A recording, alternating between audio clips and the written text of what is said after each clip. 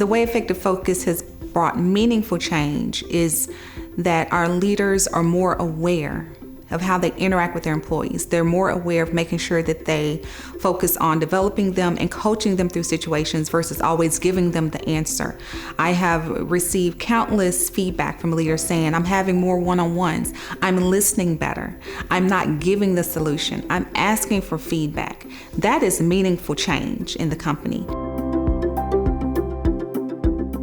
I feel the overall results of this project will be growth. I mean, what better way to grow a company than by growing your employees, which are your greatest assets? So if we can grow our employees, if we can help them to become, everyone to become high performers in the organization, that can only lead to growth. We talk a lot about changing behavior with this Leaders Coach program. And kind of going back to what I was saying earlier about the struggle with some of the leaders not being able to conceptually think about how do I do this, tactfully in the organization.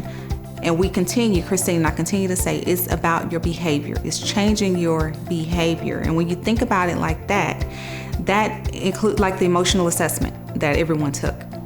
Your emotions tie into your behavior. So when you're able to control those emotions, and a lot of times kind of take them out of play, then you're able to, effectively change your behavior for the better.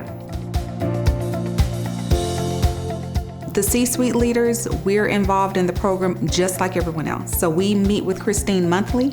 We have our own information that we go through as a team, and we are the first ones to go through a session before Christine and I presented to the rest of the organization. And what that does is it allows us to potentially tweak based upon the feedback we get from the C-suite. The Leaders Coach program is even more important than it was when we started it than it is now with the pandemic. Because what happens in this remote environment is you can easily lose relationships. And so what this coaching model does is it gives people the tools they need to continue those relationships. Make sure that you're reaching out to people. Make sure you're having those one-on-ones. Make sure you're having those discussions.